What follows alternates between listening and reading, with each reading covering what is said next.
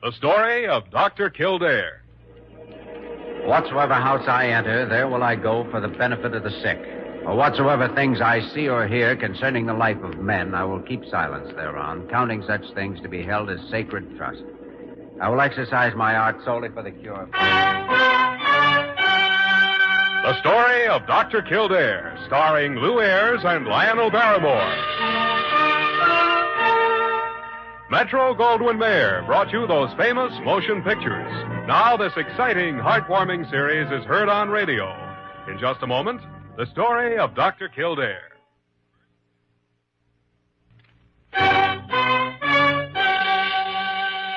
Now, the story of Dr. Kildare, starring Lou Ayres as Dr. Kildare and Lionel Barrymore as Dr. Gillespie.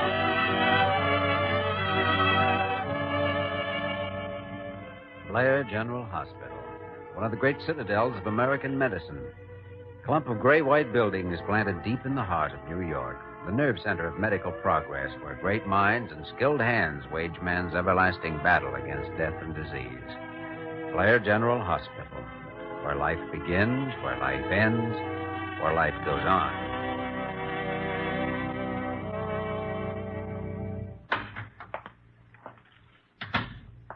Mr. Craig? Yes.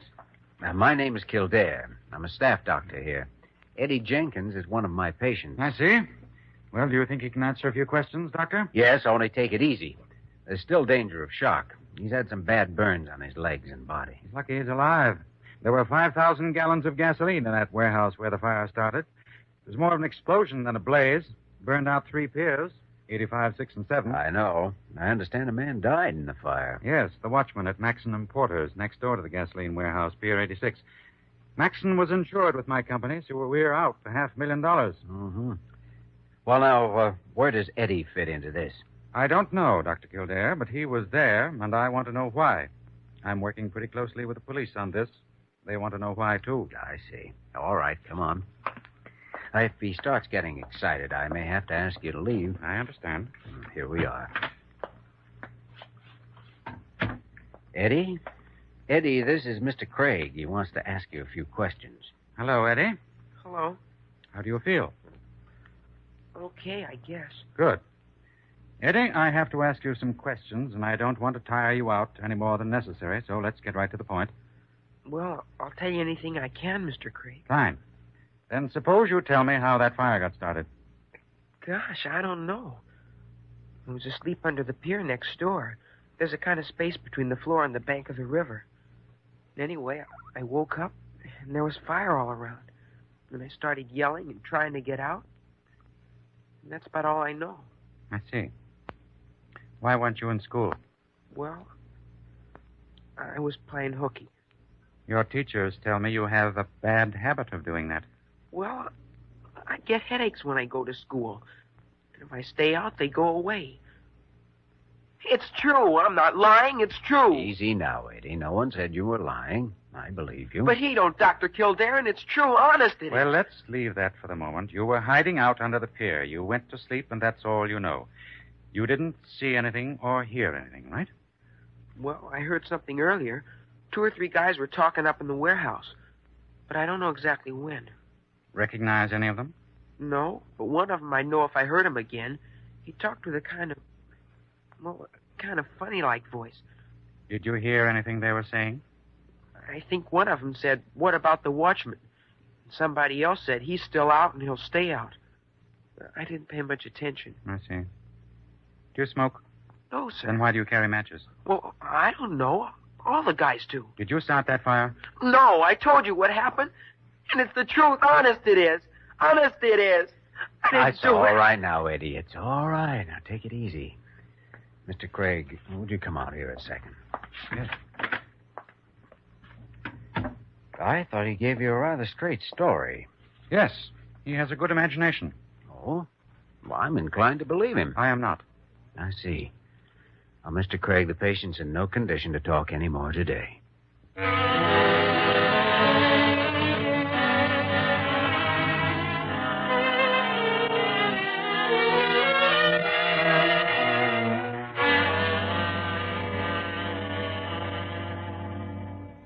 Well, I I don't know, Jimmy. Sounds very much to me as though you've stuck your neck out again and through sheer stubbornness. Might have started that way, all right, Dr. Gillespie, but I talked to Eddie Jenkins a half hour or more after Craig left. I'm certain he's telling the truth. Well, it's quite a story, all right, if it is the truth. Sure. It means that fire was started deliberately. Arson. Now, that's what Craig ought to be investigating. Well, maybe so. But in view of the facts and the Jenkins boy's record for truancy and so on, I'm afraid he's in a jam. And I doubt if there's much you can do for him. I know. As soon as Craig talks to the police, they'll have the same idea. Ought to be something we could do. Wait a minute, you can't go in there now. Let go of my coat, Miss Parker. Hey, what's going on? Dr. Gillespie, I told him to stay out. Wayman, you're an ambulance driver. What are you doing up here? No, now you'll catch him. Oh, dry up. What? No. Not you, Doc. No. I mean, sir? Wayman, what's the idea of the monkey wrench? Well, Doc, I'm looking for a character named Craig. Maybe after I tap him one, real gentle-like, he won't be so anxious to shoot off his big mouth. Big mouth. Sure. Huh, look who's talking. Parker, shut up and get out of here. Well, I don't see why you have to pick on me. Out. Oh! Wayman, what's the trouble? What's this all about? Well, Doc, I just been talking to my pal, Eddie Jenkins. The kid's up there crying. Says this here Craig guy talked tricky to him and called him a liar. Oh, it wasn't really Craig's fault, Wayman. Huh? He has a job to do. Well, he ain't got no right to talk like he done. Well, Jimmy, looks as though you've acquired a supporter. So it does, only, Wayman, I don't think the situation calls for using a monkey wrench. At least not right at present. It don't? Oh, I wanted to tap that guy once. Well, if that should seem to be the only solution, I'll let you know. Oh, gee, thanks, Doc. And meanwhile, Wayman, get down to the basement where you belong. Okay, Doc. No, that is, yes, sir. There goes a perennial juvenile delinquent if ever there was one. Tap somebody with a monkey wrench. Well, I know how he feels. Well, you better forget it, Jimmy. If the boy is telling the truth, it's just too bad. But I don't see anything to do about it. One thing I think I can do. Prove he wasn't lying about those headaches. Well, what of it? It's got nothing to do with the fire. No, but it'll show that one unbelievable part of his story is true, and that may influence Craig a little. There are other ways of using a monkey wrench, you know. You can throw it in the machinery.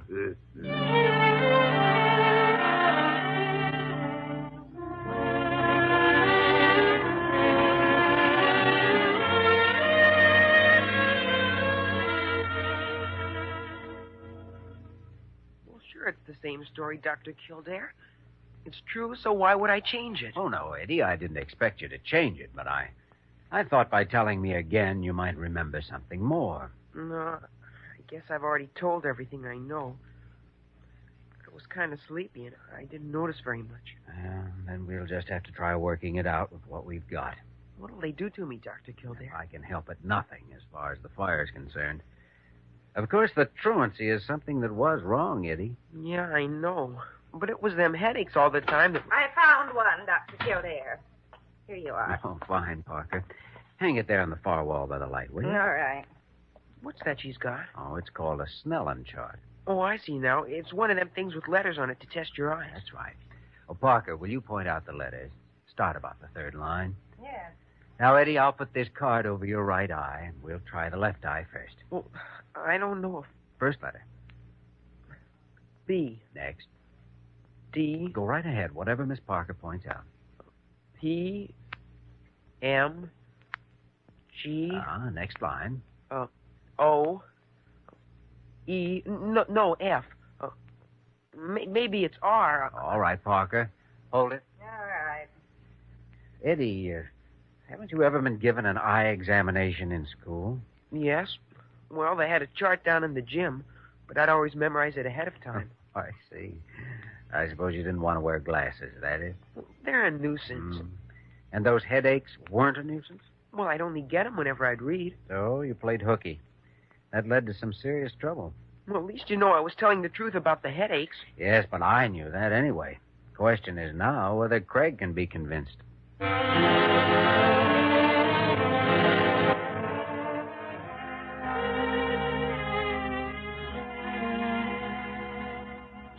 All right, Gentlemen, I believe your clinic's report and your own opinion. The boy is suffering from hyperopia and astigmatism. So, where does that put us? Well, for one thing, Mr. Craig, it means he did have headaches in school. And it means he was telling the truth about his reason for playing hooky. All right, I'll buy that, too. But I'm not the truant officer, gentlemen. I'm investigating a fire that caused a man's death and $500,000 loss, and that's something else again. Well, the rest of Eddie's story could be true, you know.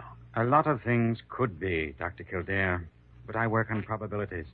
Now, if the boy hadn't been present, the number one probability would be accidental cause. So far, we found nothing to back that up. And furthermore, Eddie was present. So the first probability is that he said it accidentally. Second, he may have said it deliberately. Pyromania. Ah, ridiculous. He doesn't show one symptom of it. Now, if I accept the Jenkins boy's story, I'm forced into a line of investigation I don't believe at the moment. Arson. Criminal intent by persons unknown. Probably the collection of insurance. It's been done before. In this case, it doesn't make sense. The gasoline warehouse wasn't insured for enough to pay for the pier and the building. But the Maxon Importing Company next door was. Only that isn't where the fire started. It's where Eddie heard those voices. Dr. Kildare, you're a stubborn man. All right. Suppose I say I'll give some thought to that angle. That's a start, at least. I don't know whether you've thought of this. If the boy's on the level, he's the only witness, and the arsonist, if there is one, has already committed one murder. Yeah, you're right. I should have thought of that. The boy's room ought to be guarded, just in case. It will be. Ambulance garage, Joe Wayman took. Oh, Wayman.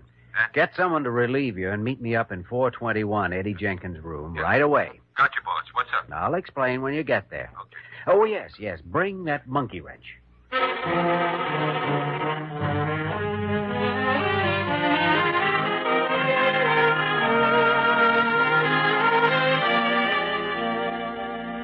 Dr. Gillespie, thanks for backing me up with Craig this afternoon. Well, you'd already stuck your neck out, and I'm responsible for you, so what else could I do? Okay, no sentiment then, but thanks anyway. Well, confound it.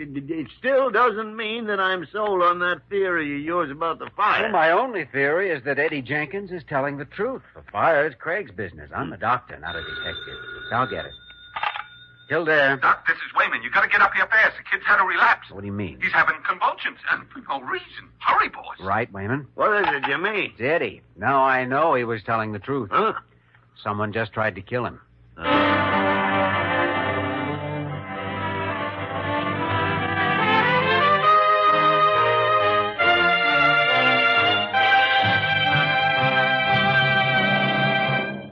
We return to the story of Dr. Kildare in just a moment.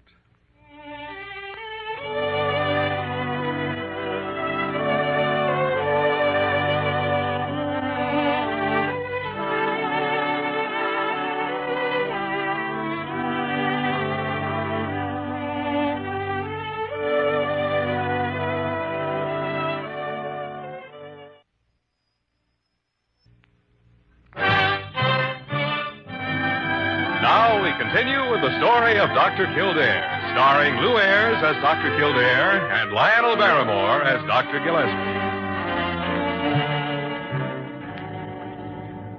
Here's some more hot tea, Dr. Kildare. Oh, thanks, Parker. Set it there by the bed. Shall I see if he'll drink any more? Yes, the more the better. Jimmy, we can discontinue the chloroform now. Muscular spasms seem to be over. Good. All right, now, come on, Eddie. Let's try just a little more now. What is it? Hot tea, Eddie, and good for you. Come on, have a try at it. All right. I think we caught it in time, Dr. Gillespie. Yeah, but none too soon. Wayman, Yes, sir? where did this box of chocolates come from? Well, jeepers, Doc, I don't know. Ah. Some messenger delivered it at the desk down in the lobby, and they sent it up. I didn't know he wasn't supposed to have candy. Nobody said nothing. I didn't know it was going to affect him like this. That's all right, Wayman. Well, Nobody else would have suspected it either. Yeah, no name on the box, of course. No card or anything. How many chocolates did he eat? Well, 3, I guess, if that's how many's gone. So help me. I didn't touch a one myself. Which is lucky for you. Oh, they wouldn't have hurt me none. I ain't sick. You would have been if you'd eaten any of these. Want to take them down for analysis, Jimmy? Yeah, I imagine Craig will want to see them, too. You phoned him, didn't you, Parker? Yes. He said he'd be right over, Dr. Kildare. Well, I guess we've done about all we can up here for the moment. Mm-hmm. Stay here with him, will you, Parker, until I can get a relief nurse? All right, Dr. Kildare. You stay too, Wayman, and keep your eyes open. You gotcha, boss. Only if it's none of my business, what's this all about? I never heard of no candy making no patient that sick. No, probably not. Because it's very seldom that you find candy loaded with strychnine.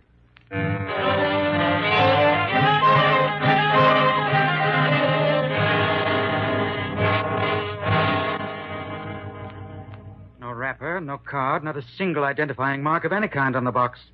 It's a common brand, can be bought in any store in New York City. 10 to 1, there are no fingerprints.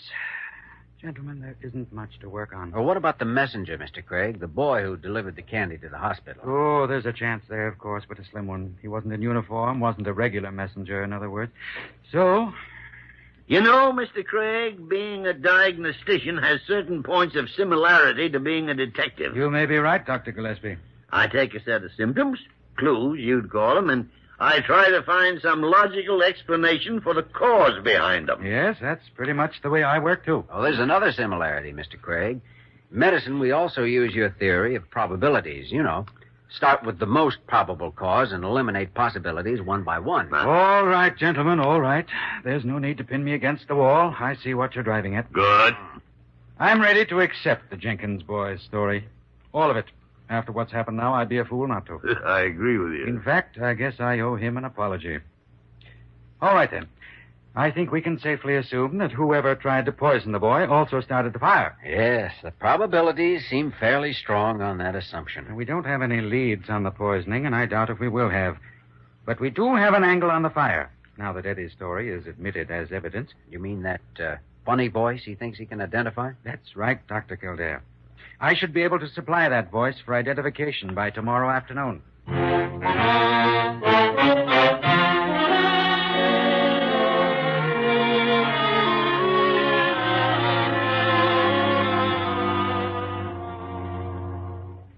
Gosh, I'm kind of scared, Dr. Kildare.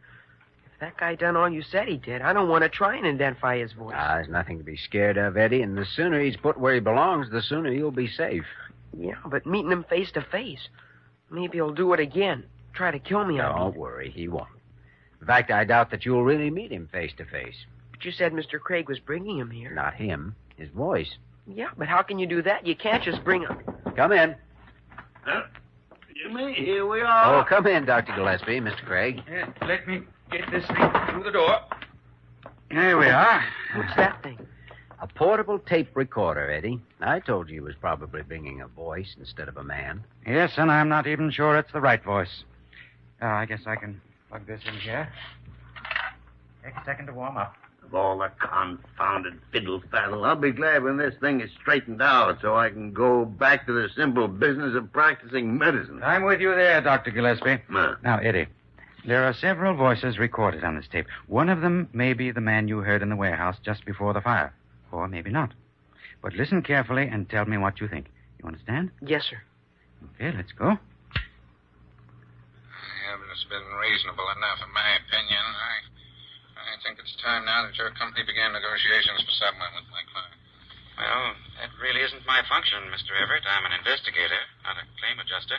My primary function is to determine what Mr. caused Craig. the fire. I know his voice. Oh, I that's don't know right, of Eddie. any further way we Quiet. can help you in that, Mr. Craig. My client was unfortunate enough to occupy the building next to somebody who was careless, that's all. Well, I understand that, but still... I think I see Mr. Craig's position, Everett. That's him. If I were faced with paying out $500,000, I would check all the blind alleys, too. It's the same one. Now, let us You're all sure, be Eddie? reasonable. Yes. I'm in no hurry to start a big uproar about... Well, that's that. Whose voice was it? The man who's insured with us. Maxon of the Maxon Importing Company. So what's the next move? Call in the police and then go pick him up. As simple as that.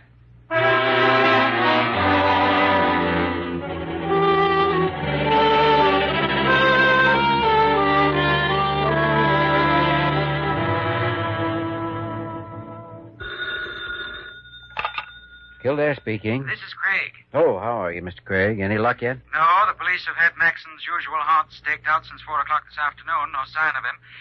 I think that conference this afternoon or something else maybe has made him suspicious. Well, I wish I could help you, but I'm afraid it's your job from here on out. Oh, we'll get him all right sooner or later. But why I called? I'm a little worried about the Jenkins boy. Wayman's still on guard in his room. I think it's time now for a professional guard. I'm going to have the police send a man over. All right. If you think that's the best. Go on, talk to him. But don't tip him off. What did you say, Dr. Kildare? Nothing? Not a thing. Well, that'll be fine. Hurry up, get rid of him. Well, I'll see you around, Craig. I hope you know how grateful I am for... Yeah, sure. Goodbye.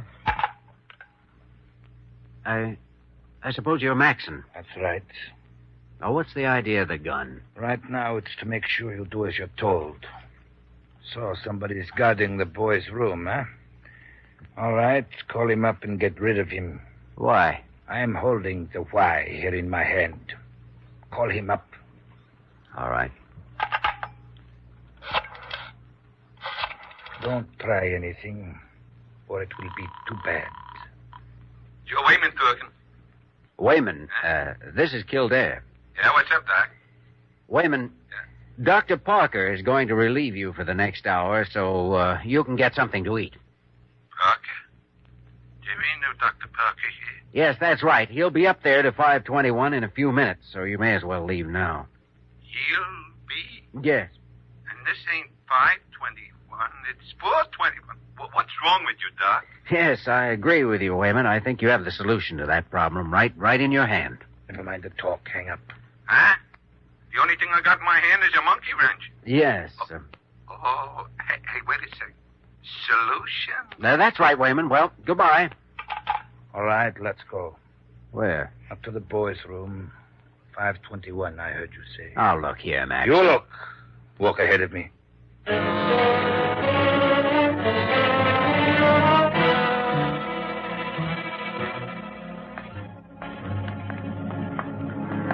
521 is just around the corner there. Third door along the side corridor. Keep walking. Now, you say it's the third. Well, Jimmy, what are you doing up here in the... Good evening, Dr. Metchnikoff. Metchnikoff? You'll have to excuse me, Doctor. I have a serious emergency here in 521. Jimmy, what the tarnation... All right, whoever you are, get in there with him. What? He's got a gun, Dr. Gillespie. You better come on. It's Maxon. Get inside, both of you. Well, apparently there isn't much choice. It's dark in here. I'll get a light on. It's over by the bed. Well, hurry it up and don't try anything. I'll wait here. I got him, boss. Nice going, Wayman. Hey, let me turn the light on. There. Get his gun. I got it.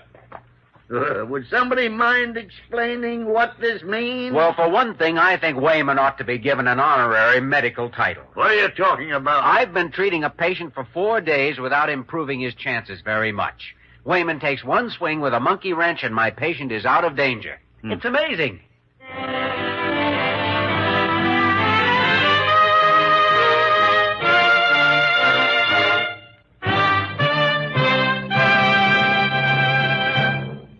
In just a moment, we will return to the story of Dr. Kildare.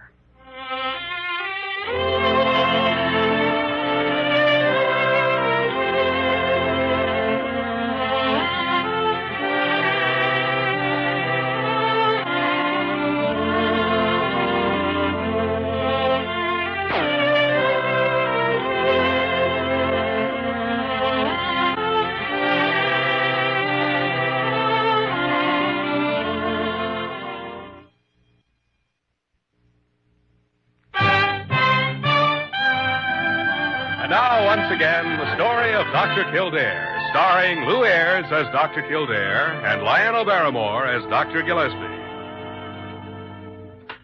Here are those glasses for the Jenkins boy, Dr. Kildare. They just sent them up. Oh, fine, Parker. It's going to be a job getting him to wear them, though. Oh, it's only for reading, Jimmy. And after what he got himself into, maybe he'll listen to reason. Yeah, I suppose. He's ready to check out, by the way. Better send him home in an ambulance, I guess. He'll get a kick out of it even if he doesn't need it. Ambulance garage. Dr. Wayman talking. Oh? It's Dr. Wayman now. Oh, you don't say. Dr. Wayman. This is Dr. Metchnikoff, head of the medical board. Oh, gosh. How do you do, Dr. Sir? Dr. Wayman, we were wondering if you could deliver a lecture for the board meeting Tuesday night. Well, I'm pretty busy, sir. A lot of operations, stuff like that, you understand? Oh, that's too bad. We hoped you'd talk on cardiac tamponade. Your specialty, I believe. Cardiac tamponade, yeah, of course. I suppose you read my book about that. Your book? By the great horn spoon. By the great one? Hey, that's what... Is this Dr. Gillespie? Yes, confound you. Oh, brother. Oh, brother. Jimmy, I think Dr. Wayman just resigned from the Medical Association.